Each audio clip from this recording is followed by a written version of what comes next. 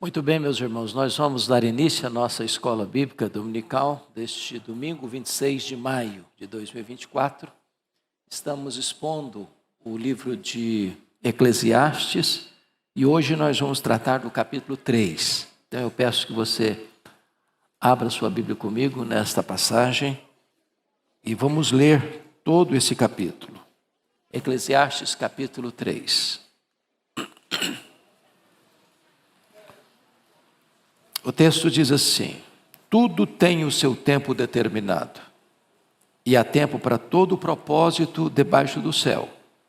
Há tempo de nascer e tempo de morrer, tempo de plantar e tempo de arrancar o que se plantou, tempo de matar e tempo de curar, tempo de derribar e tempo de edificar, tempo de chorar e tempo de rir, tempo de prantear e tempo de saltar de alegria, tempo de espalhar pedras e tempo de ajuntar pedras, tempo de abraçar e tempo de afastar-se de abraçar, tempo de buscar e tempo de perder, tempo de guardar e tempo de deitar fora, tempo de rasgar e tempo de coser, tempo de estar calado e tempo de falar, tempo de amar e tempo de aborrecer, tempo de guerra e tempo de paz. Que proveito tem o trabalhador naquilo com que se afadiga? Viu o trabalho que Deus impôs aos filhos dos homens para com eles os afligir. Tudo fez Deus formoso no seu devido tempo. Também pôs a eternidade no coração do homem, sem que este possa descobrir as obras que Deus fez desde o princípio até o fim. Sei que nada melhor para o homem do que regozijar-se e levar vida regalada. E também que é dom de Deus que possa o homem comer, beber e desfrutar o bem de todo o seu trabalho. Sei que tudo quanto Deus faz durará eternamente. Nada se lhe poderá ou nada se lhe pode acrescentar e nada lhe tirar. Isso faz Deus para que os homens temam diante dele. O que é já foi, e o que há de ser também já foi. Deus fará renovar-se o que se passou. Vi ainda debaixo do sol que no lugar do juízo reinava a maldade, e no lugar da justiça, maldade ainda. Então disse comigo: Deus julgará o justo e o perverso, pois há tempo para todo o propósito e para toda obra. Disse ainda comigo: é por causa dos filhos dos homens, para que Deus os prove, e eles vejam que são em si mesmos como os animais. Porque o que sucede aos filhos dos homens, sucede aos animais. O mesmo lhe sucede. Como morre um, assim morre o outro. Todos têm o mesmo fôlego de vida. E nenhuma vantagem tem o homem sobre os animais, porque tudo é vaidade. Todos vão para o mesmo lugar. Todos procedem do pó, e ao pó tornarão. Quem sabe se o fôlego de vida dos filhos dos homens se dirige para cima e dos animais para baixo, para a terra? Pelo que vi, não haver coisa melhor do que alegrar-se o homem nas suas obras, porque essa é a sua recompensa. Quem o fará voltar para ver o que será depois dele? Meus amados, nós vamos conversar então um pouquinho sobre a soberania de Deus sobre o tempo. Esse é um dos textos clássicos e talvez o mais importante poema escrito na história da humanidade sobre o tempo. Escrito pelo homem considerado o mais sábio. E Salomão, ao escrever esse texto, certamente não está tratando aqui de fatalismo. Que o tempo impõe a você um destino cego e implacável e você não consegue escapar dele. Não é disso que ele está falando. Também Salomão não está falando aqui da tirania do tempo, que você está preso a essa tirania e não há escape nem janela de fuga.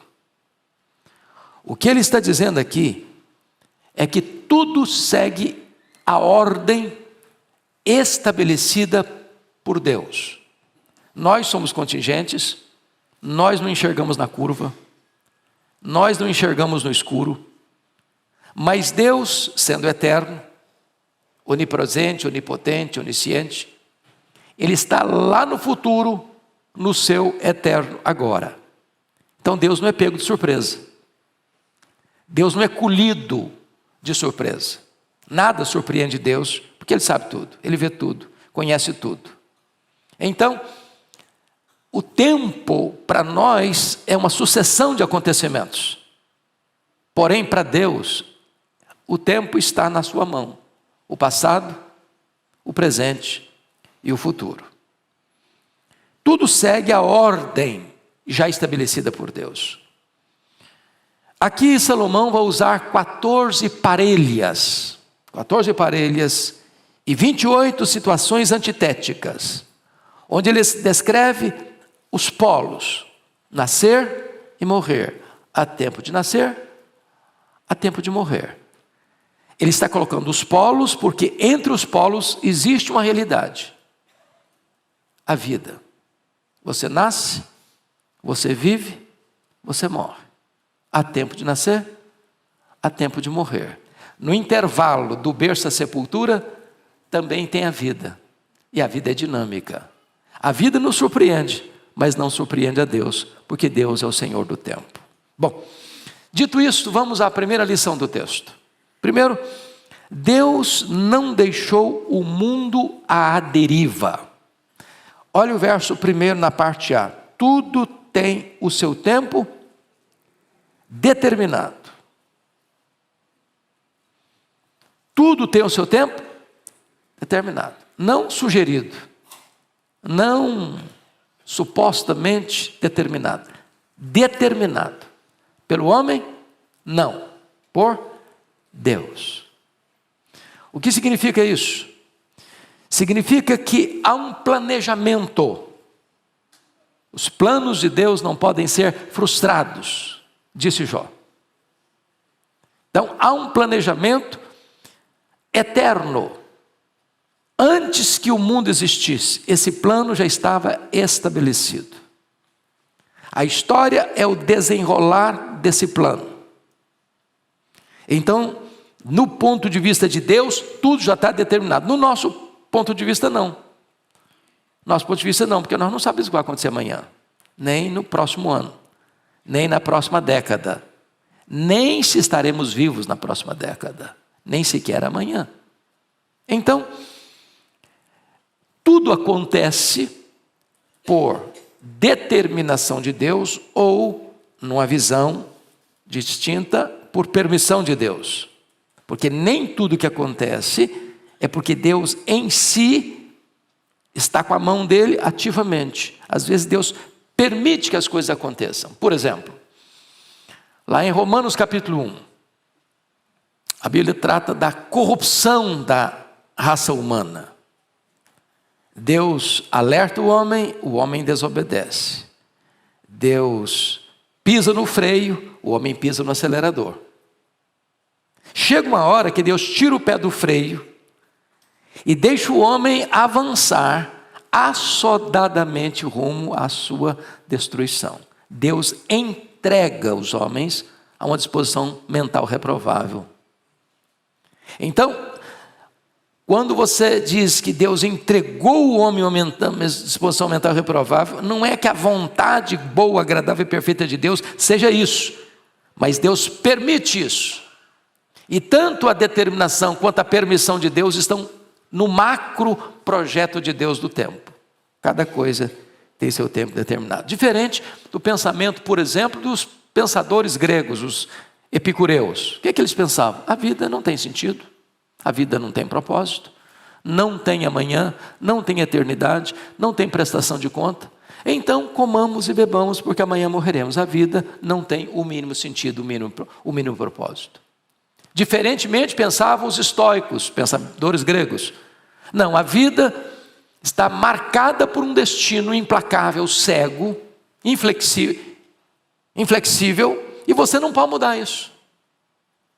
É a teologia da Gabriela Cravo e Canela. Eu nasci assim, eu cresci assim, então vou morrer assim e acabou. Não tem esperança para mim. Não, não é assim que Salomão está olhando a questão do tempo. Segunda coisa que vale destacar é que Deus não deixou o mundo sem propósito. A parte B do versículo diz: e há tempo para todo propósito debaixo do céu. E tempo aqui, você bem sabe disso, que na língua grega, e aqui se você pega a Septuaginta, que traduz esse texto para o grego, tem duas palavras para tempo. A palavra cronos, de onde vem o cronômetro, o tempo em segundos, horas, dias, semanas, meses, anos, décadas, séculos e milênios. E o tempo kairos, a palavra aqui não é cronos, é kairos. É o tempo oportuno, é o tempo azado, é o tempo onde as coisas acontecem na hora certa, com o propósito certo, para resultados certos. A palavra aqui não é cronos, é kairos. Deus faz tudo certo, no tempo certo. E se não está dando certo, é porque não chegou no fim ainda, porque no fim está tudo certo. Esse é o projeto de Deus para a questão do tempo. Terceira lição que eu quero chamar a sua atenção é que Deus não é unidimensional. O que significa isso? Às vezes nós achamos que Deus é o Deus da vida, mas não o Deus da morte. Às vezes nós achamos que Deus é o Deus da paz, mas não o Deus da guerra. Não é isso mesmo que a gente pensa? Porém, Deus é o Deus da vida e Deus é o Deus da morte. Deus é o Deus do amor e Deus é o Deus do ódio. Deus ama o bem e Deus odeia o mal. Sabia que há coisas que Deus odeia?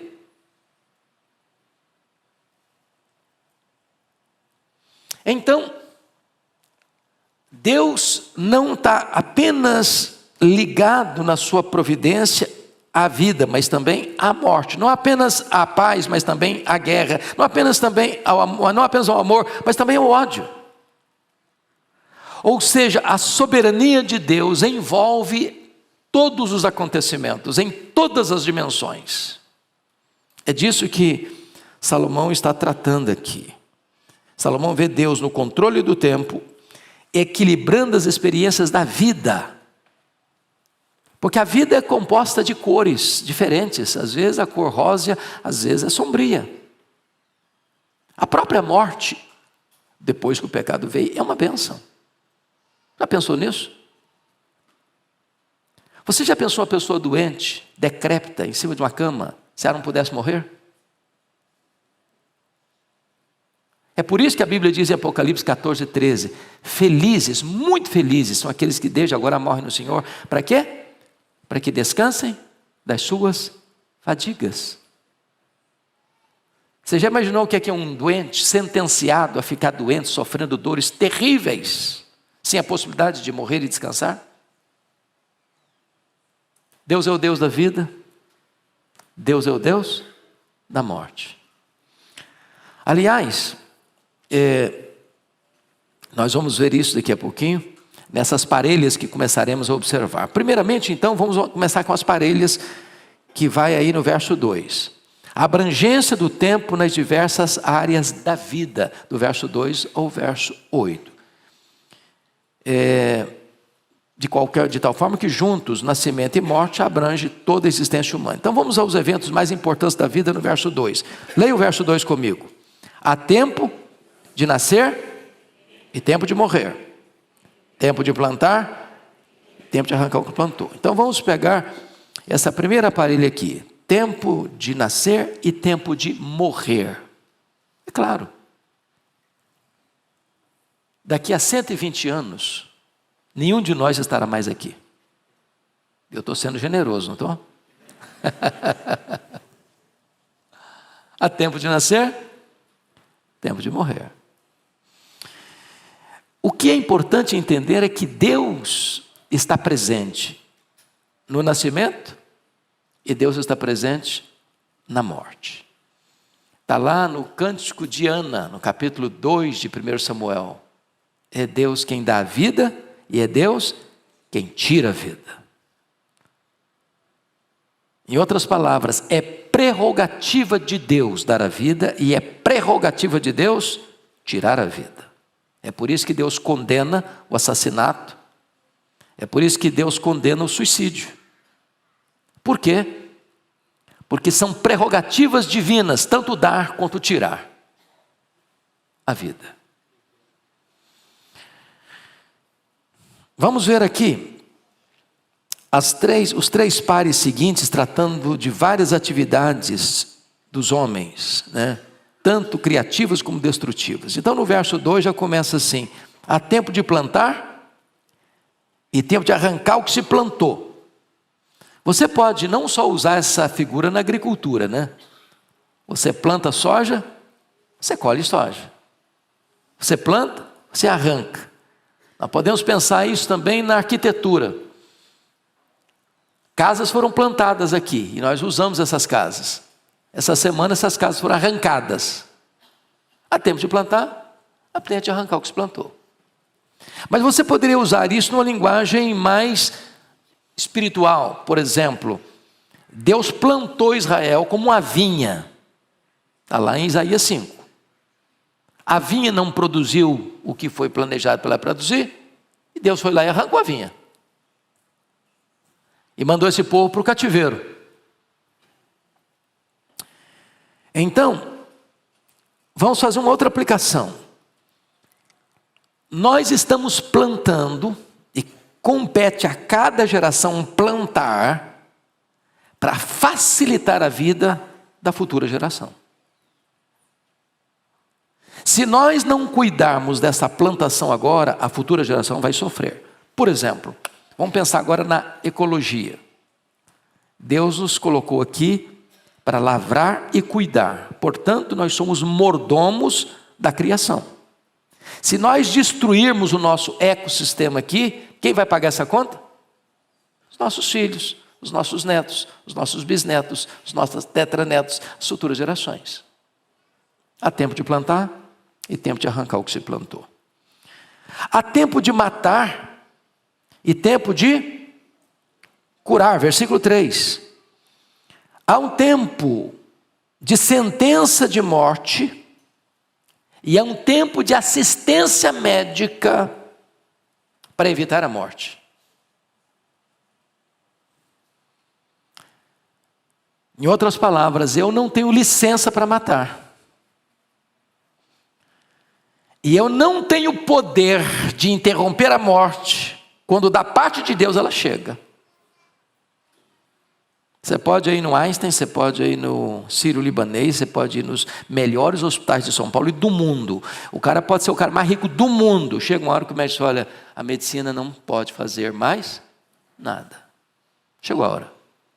Nem tem dinheiro, não tem ciência, não tem nada que vai impedir que aquele ponto se consome. Versículo 3 ainda prossegue e diz assim: há tempo de derribar e tempo de edificar. É assim na vida. Se derriba para edificar. Você pega uma casa velha e bota no chão para construir uma casa nova. A construção civil em São Paulo está fazendo isso todo dia, toda hora. Chega lá, tem um monte de casa velha, ou casa até boa, num determinado quarteirão. Chega lá, compra as casas, bota tudo no chão e levanta uma torre. Mas isso não é só na agricultura não, não é só na arquitetura não, isso é em todas as áreas da vida. Todas as áreas da vida. Por exemplo, você pega Deus destruindo a Torre de Babel. Você pega Deus dizendo para Davi assim: eu vou edificar uma casa para você. E quando Deus diz eu vou edificar uma casa para você, Ele está falando de uma casa física. Ele está falando que vai edificar um reino que nunca vai terminar, de um rei que vai assumir o trono e nunca vai ser apiado do poder.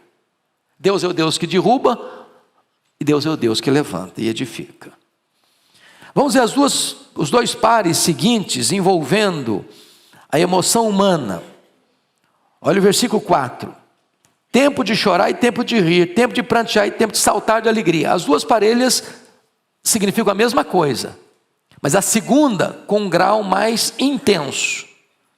Você não só está agora rindo, você está saltando de alegria.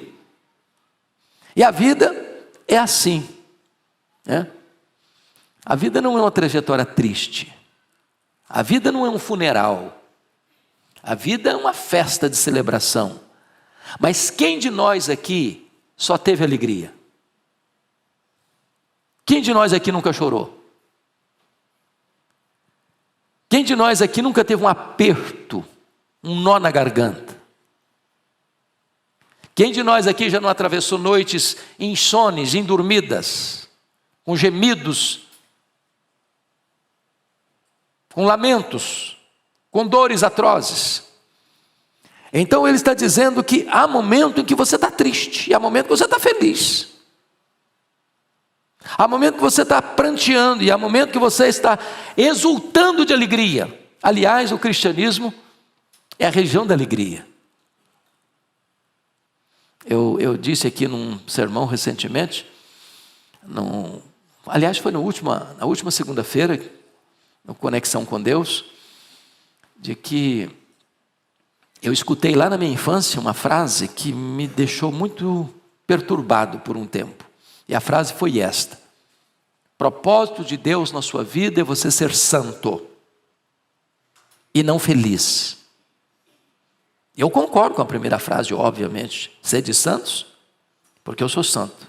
Mas não concordo com a segunda frase, que não é propósito de Deus nos fazer felizes.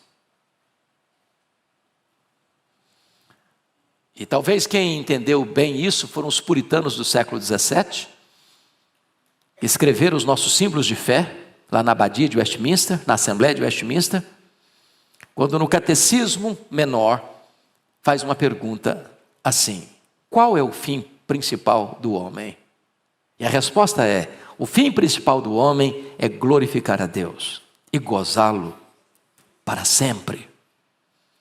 Aí eu pego carona com John Piper, pastor batista, exímio escritor, que disse assim: o problema nosso não é a busca da felicidade, mas contentar-nos com a felicidade pequena demais, terrena demais, limitada demais, quando Deus nos criou e nos salvou para a maior de todas as felicidades, de conhecê-lo, de amá-lo, de fruí-lo, de glorificá-lo. Então eu posso lhe garantir que Deus quer que você seja muito feliz, abundantemente feliz, superlativamente feliz, eternamente feliz. Há tempo de rir, de saltar de alegria, há tempo de chorar, há tempo de prantear. Porém, caminhamos para uma realidade onde diz a Bíblia que Deus vai enxugar dos nossos olhos toda lágrima. Pois bem, agora há os dois pares seguintes que tratam de relacionamentos humanos. Versículo 5, olha aí comigo: tempo de espalhar pedras e tempo de ajuntar pedras, tempo de abraçar e tempo de afastar-se de abraçar. Bom, se você pega o contexto de Israel, e Salomão escreve isso a partir de Jerusalém, você sabe que a agricultura em Israel primeiro que é muito pequeno o território, segundo porque hostil o terreno, a maior parte de Israel é deserto. Terceiro, é que na maioria dos lugares onde se produz agricultura é cheio de pedra, então tem que ajuntar pedra para poder plantar, senão você não planta.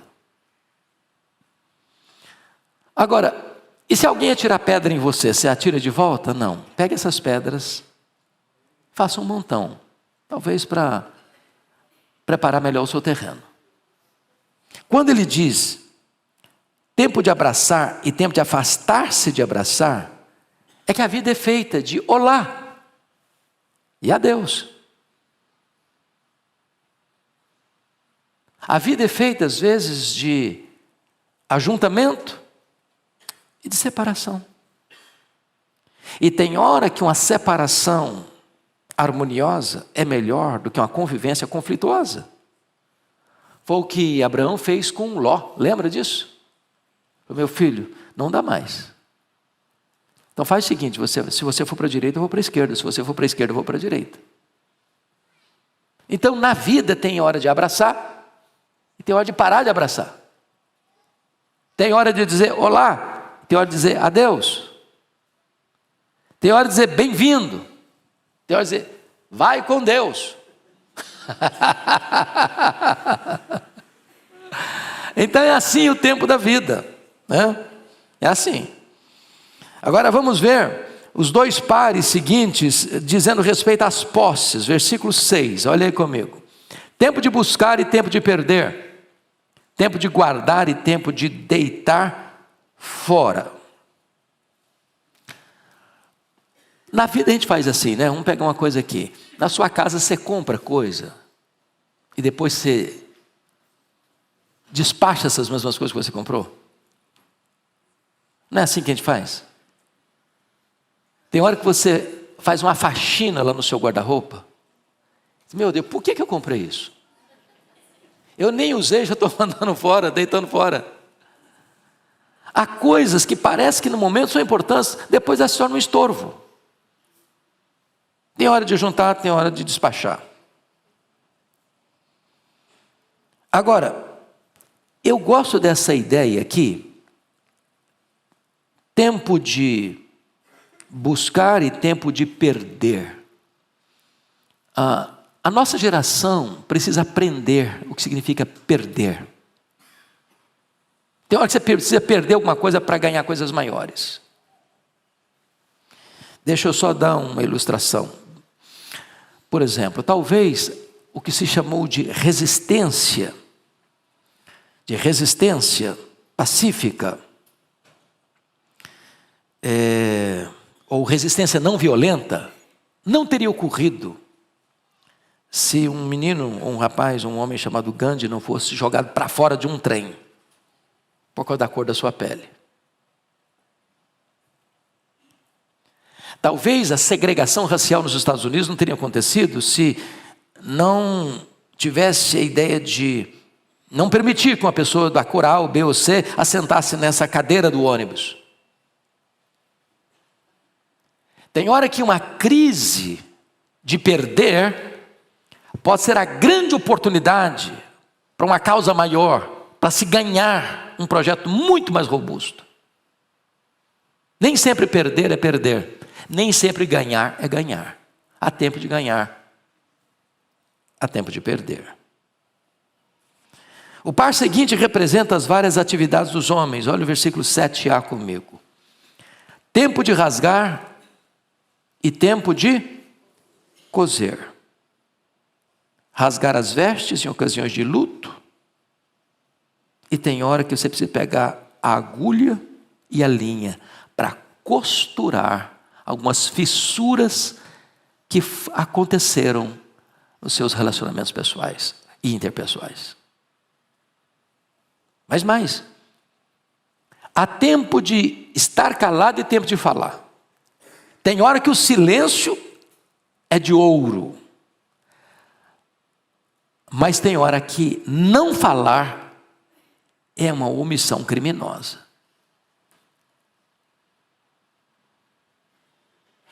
Tem silêncio que é um pecado grave.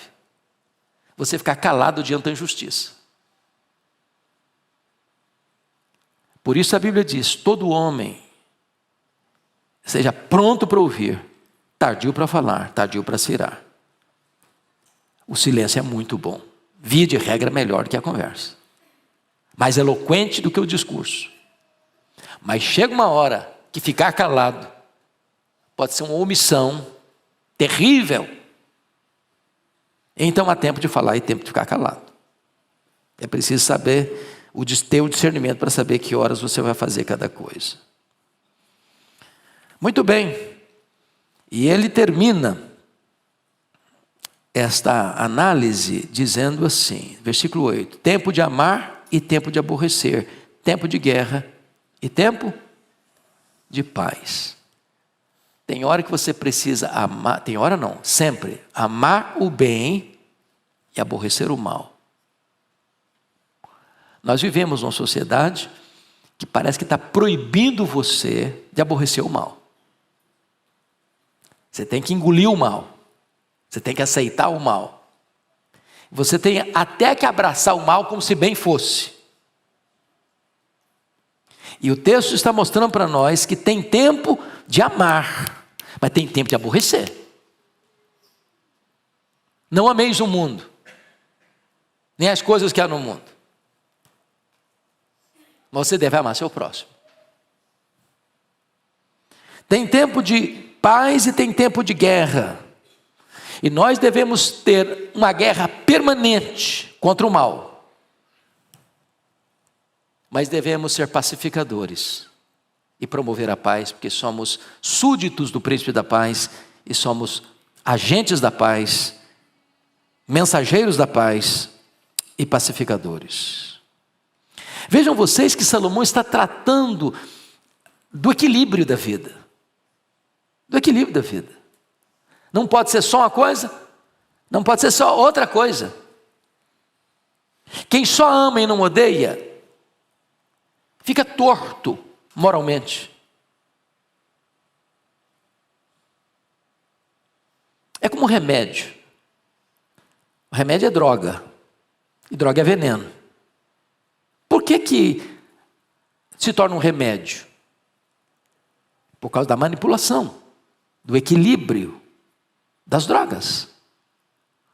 O equilíbrio delas produz para você um remédio. Se não houvesse esse equilíbrio, você poderia tomar e morrer, porque é veneno. É assim na vida. Bom, dito isto, agora Salomão vai nos levar para aquilo que nós chamamos de as grandes questões da vida. E a primeira coisa que ele vai mostrar para nós, os versos 9 a 15, é a eternidade como uma realidade inegável.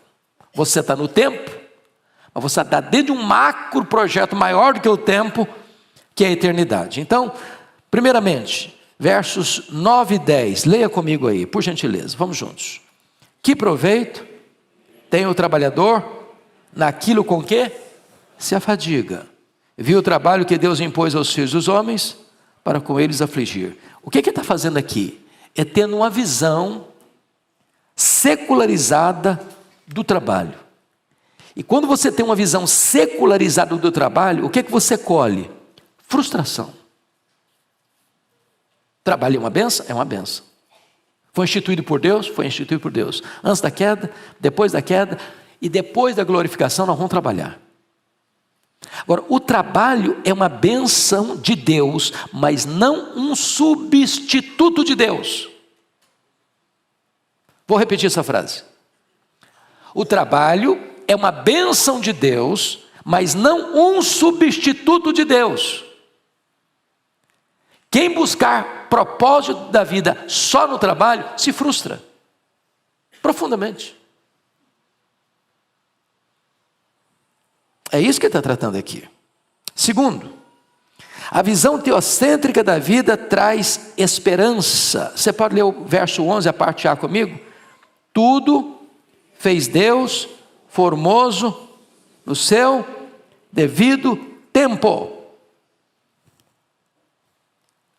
Tudo Deus fez formoso, ao complemento, no seu devido tempo. Fora do devido tempo, parece que não é formoso. Agora você geme, reclama, esperneia, por exemplo. Está lá no livro de Gênesis, que com a providência carrancuda de Deus na vida de Jacó, o filho querido dele desaparece e as vestes do filho querido chegam na sua casa ensanguentadas. Qual a conclusão óbvia que um pai chega numa hora dessa? Bom, morreu vitimado por uma besta fera do campo. Bom, ele lamenta, ele chora, lamenta e chora. Aí passaram-se 13 anos, mais 7 anos, mais 2 anos, 22 anos. Quando a fome assola o mundo e chega em Canaã. Aí ele manda para lá os seus filhos para o Egito, que é o celeiro do mundo, às margens do Nilo. E aí um filho tem que ficar para trás, porque o chefe lá do Egito diz, olha, vai ficar um aqui. E vocês só voltem aqui com o irmão mais novo de vocês. Como é que chamava o irmão mais novo de José? Benjamim. Aí comeram tudo que tinham de comprado no Egito, aí acabou A despensa ficou vazia e não tem mais comida. E em Canaã não tem comida, só tem comida no Egito. E aí o Jacó falou, não, meu filho não vai, o Benjamim não vai, o outro já ficou lá, o Simeão já ficou lá, de jeito nenhum. E aí começa a murmurar, começa a reclamar, todas essas coisas me sobrevêm. Quando a coisa apertou mesmo, o Judá, que passa a ser o líder da família, disse, olha pai, tem uma coisa, ou vai ou não vai. Porque se o Benjamim não for com a gente, não adianta nem sair daqui, o cara não vai nem receber a gente. E tem uma coisa, se o Benjamim não for, vai todo mundo morrer de fome. O Jacó está lamentando. Por que ele está lamentando? Porque ele não consegue alcançar o que de fato está acontecendo. Ele não enxerga na curva, ele não enxerga no escuro. Aquilo que ele está lamentando deveria ser o motivo da sua maior exultação. Então o que o texto está dizendo para nós? Versículo 11. Tudo fez Deus formoso no seu devido tempo. No seu devido tempo. Então calma um pouquinho, você está murmurando agora, chorando agora. De repente aquilo que você pensa que é a sua maior tragédia vai ser a razão da sua maior alegria. Às vezes o filho que está dando mais trabalho para você vai ser levantado por Deus para ser uma grande bênção no mundo.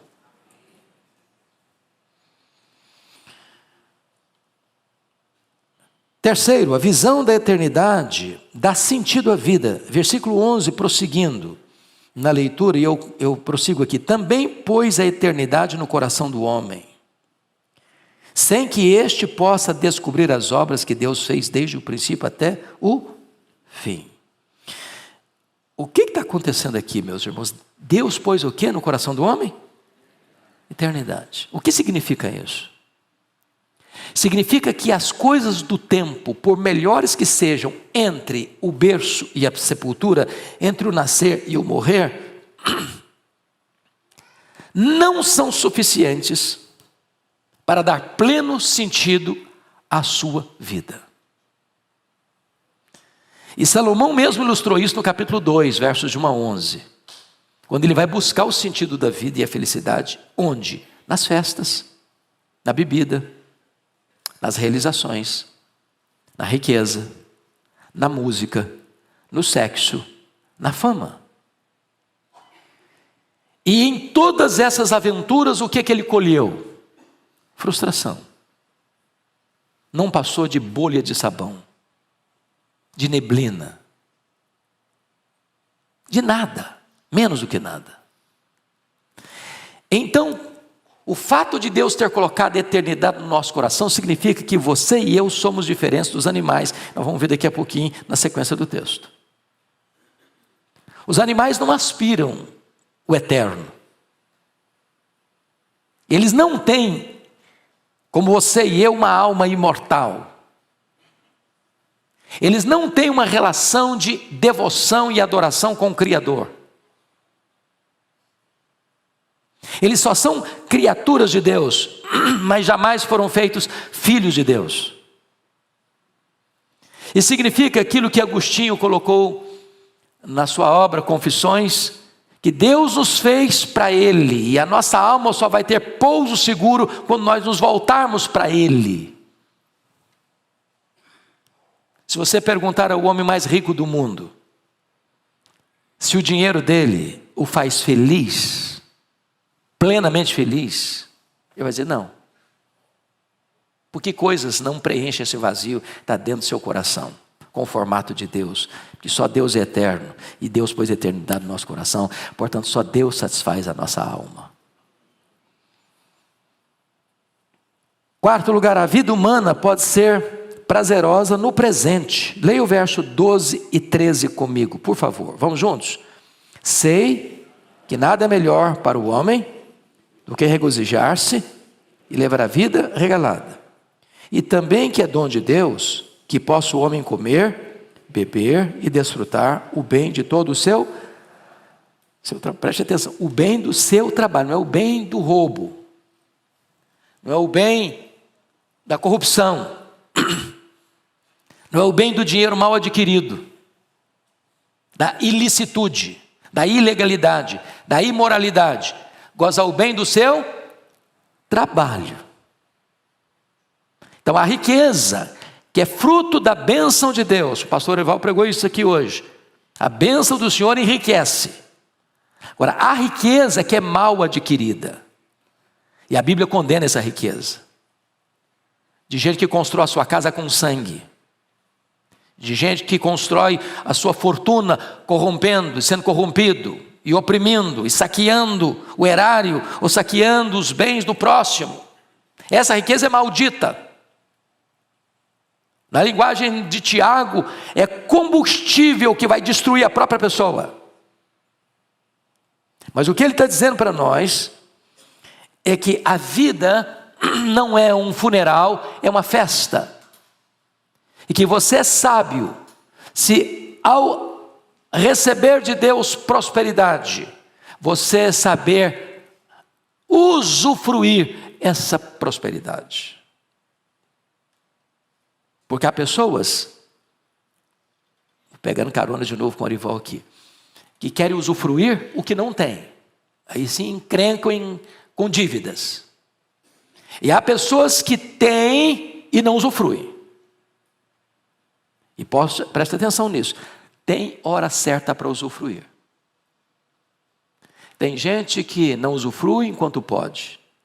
Aí chega uma fase da vida que a pessoa não pode usufruir mais. Ela não pode viajar mais.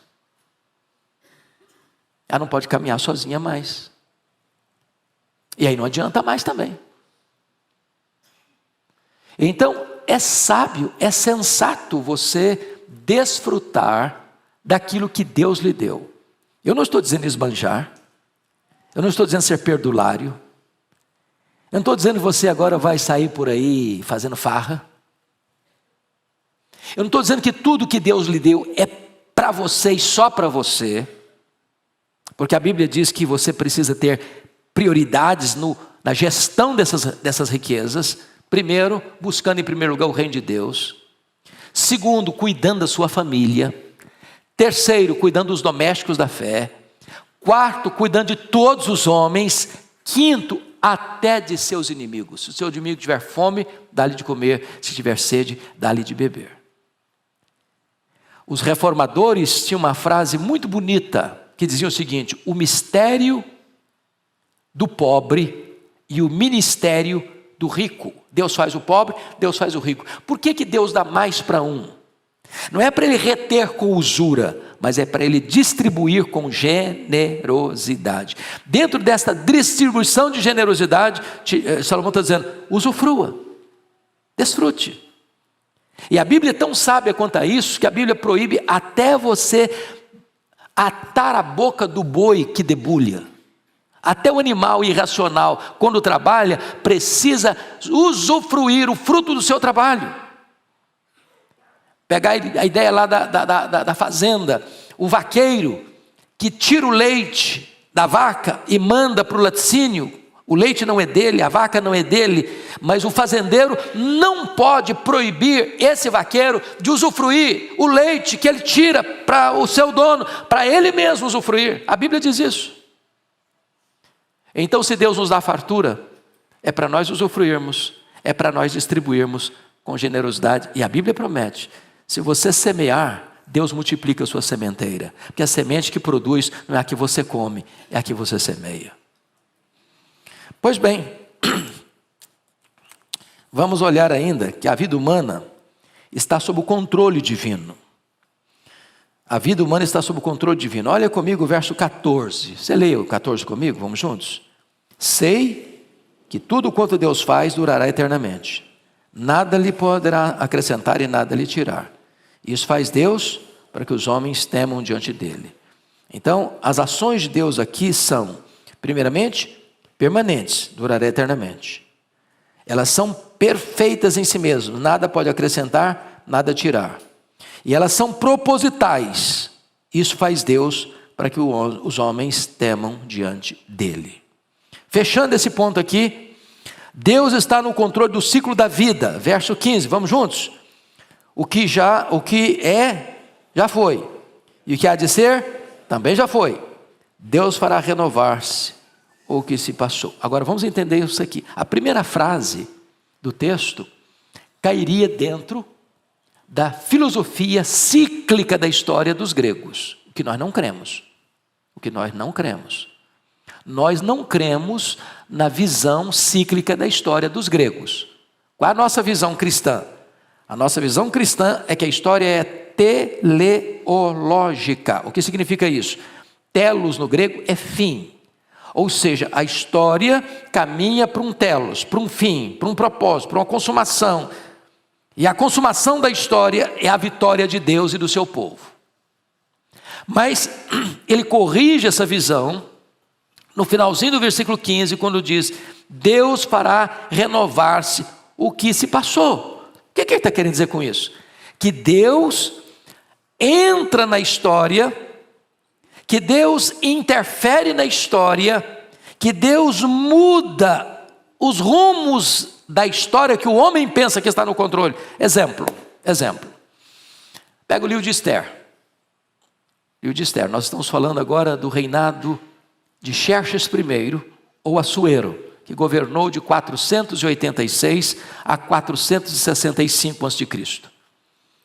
No governo de Xerxes I, por influência de um homem chamado Amã, há um decreto assinado pelo rei Xerxes I para se matar todos os judeus de todas as 127 províncias de Israel. Bom, o destino está lavrado. A lei dos medos e dos persas não muda, nem o rei pode mudar, a lei é maior que o rei. Bom, então não tem mais jeito, não tem mais o que fazer. Aí Deus entra na história. O que eu quero dizer para você é o seguinte, que a última palavra não é do homem, a última palavra não é do médico, a última palavra não é da medicina, a última palavra não é da ciência, a última palavra não é do rei, a última palavra não é do soberano, não é da corte A, da corte B, da corte C, a última palavra é de Deus. E Deus entra na história, reverte o quadro. Os judeus não só são poupados, mas recebem benesses por causa disso. Porque aquilo que o homem pensa que é o fim, para Deus pode ser o começo de uma nova história. Ele é o Deus da providência. Bom, vamos ao último ponto para encerrar. O julgamento de Deus, uma certeza inequívoca dos versos 16 ao 22. A primeira coisa que ele declara aqui é triste demais para nós. A injustiça desenfreada no mundo é um fato. Verso 16, leia comigo, por favor. Vi ainda, debaixo do sol, que no lugar do juízo reinava a maldade, e no lugar da justiça, maldade ainda. Meus irmãos, não é complicado isso aqui não. Eu leio isso aqui, parece que eu estou lendo Folha de São Paulo, Estadão. Que coisa impressionante. Debaixo do sol, no lugar do juízo, reinava a maldade. Quem está vestido de toga para ser guardião da lei, defensor da justiça, às vezes, é a própria injustiça encarnada. E ele diz, e no lugar da justiça, maldade ainda, ou seja, potencializa a injustiça. A justiça em grau superlativo. De quem você esperava o quê? A prática da justiça. Isso é novo? Não. Isso é antigo. Lá no Salmo 82, aliás é um salmo que vale a pena você ler com muita calma depois. Deus está se apresentando como juiz, que está presente nas cortes, na hora do julgamento, e diz, eu estou aqui, eu estou vendo o que vocês estão fazendo. E Deus diz mais. Deus diz que esses juízes tomaram um partido. Você sabe que um juiz não tem partido. Qual o símbolo da justiça? É uma mulher vendada com a balança na mão. E por que essa mulher está vendada, símbolo da justiça? Porque o juiz não julga de acordo com a capa do processo, mas pelos autos do processo. Então Deus viu lá que os juízes tinham tomado partido. E que partido os juízes tinham tomado? O partido dos ímpios, o partido da injustiça. De tal maneira que o inocente sai do tribunal culpado e o culpado sai como inocente. O bandido é herói, o herói é vilão. Eu sei que essas coisas não acontecem mais no Brasil, mas o texto está dizendo isso. Segundo lugar, o julgamento de Deus é inevitável. Versículo 17. Então disse comigo. Aí ele está trazendo a coisa para ele. É uma convicção pessoal. Disse então comigo: Deus julgará o justo e o perverso, pois há tempo para todo o propósito, para toda obra. Sabe o que ele está dizendo? Os tribunais podem cometer injustiça, e cometem. Mas haverá um juízo, haverá um juiz, haverá um julgamento justo. Para quem? Para quem? Para o justo e para o perverso. Nesse tribunal não tem como corromper o juiz com dinheiro. Nesse tribunal não tem jeitinho para escapar da lei. Nesse tribunal a justiça não será torcida. Esse tribunal já está estabelecido, o juiz já está escalado e o critério já está estabelecido, é com justiça. Terceiro, a morte é certa. Versículos 18 a 21. E eu preciso que você leia comigo, porque esse texto é muito completo, muito complexo, e alguém pode chegar a uma conclusão errada acerca dele. Então vamos ler juntos? 18 a 21, comigo. Disse ainda comigo: é por causa dos filhos dos homens, para que Deus os prove, e eles vejam que são em si mesmos como os animais. Porque o que sucede aos filhos dos homens, sucede aos animais. O mesmo lhe sucede. Como morre um, assim morre o outro. E todos têm o mesmo fôlego de vida. E nenhuma vantagem tem o homem sobre os animais, porque tudo é vaidade. Todos vão para o mesmo lugar. Todos procedem do pó, e ao pó tornarão. Quem sabe se o fôlego de vida dos filhos dos homens se dirige para cima e dos animais para baixo, para a terra? Quando você lê isso aqui, você fala, isso é uma heresia, né? O homem não morre como morre o animal. Se você ler lá em Gênesis, Deus criou no 6º dia os animais. De que matéria-prima? Do pó da terra. O que Deus criou mais no 6º dia? O homem. E que matéria-prima? Pó da terra. E qual foi a sentença de Deus para o homem? Depois do pecado, Gênesis 3,19. Tu és pó, e ao pó tornarás. Um animal morre, foi feito pó, volta ao pó. O que está dizendo aqui, que do ponto de vista humano, só humano, físico, não há vantagem entre um homem e um gato, um pet. Tanto o homem quanto o gato têm fôlego de vida. E tanto o homem quanto o gato foram feitos do pó. E tanto o homem quanto o gato, quando morrem, voltam para o pó. Nesse aspecto humano, simplesmente humano, terreno, temporal, não há vantagem entre um e outro. Ambos morrem, ambos são feitos pó, ambos voltam para o pó. Está falando do ponto de vista humano. Nesse mesmo livro, capítulo 12, versículo 7, ele vai trazer a teologia completa. Porque sem essa correção, a gente poderia chegar a uma conclusão que o homem é só matéria, e aí os existencialistas estavam certo, morreu, acabou, não tem mais nada. Então, é a ideia dos epicureus: comamos e bebamos porque amanhã morreremos. Mas olha o versículo 7, 12, 7, leia comigo. E o pó volte à terra como era, e o espírito volte a Deus que o deu. Então Deus fez 3 seres. Deus criou anjos, Deus criou homens, entenda aqui homem e mulher, e Deus criou animais, animais voláteis, animais terrestres e animais aquáticos. Os anjos são espírito e não têm corpo. Eles não morrem. Não tem funeral de anjo, nem cemitério de anjo. Os animais só têm corpo e não têm alma. Eles morrem e acabou. Os homens têm corpo e têm alma. Deus criou o homem do pó da terra, soprou em suas narinas o fôlego da vida, ele passou a ser alma vivente. Como nós somos dicotomistas, para nós corpo e alma são correspondentes.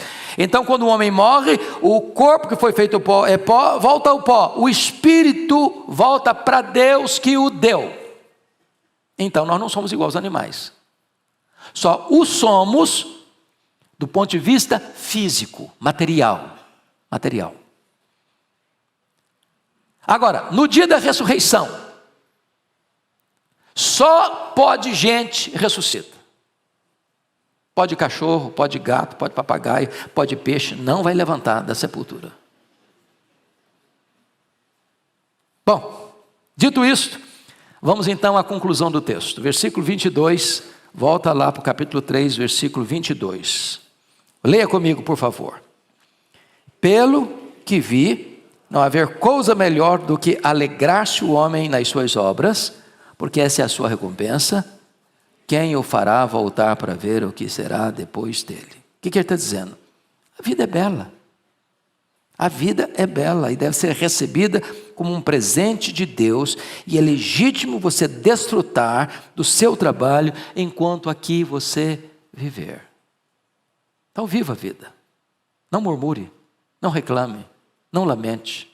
Se você não está entendendo o que está acontecendo, é porque não chegou o fim ainda. Porque todas as coisas cooperam para o bem daqueles que amam a Deus, daqueles que são chamados segundo o seu propósito.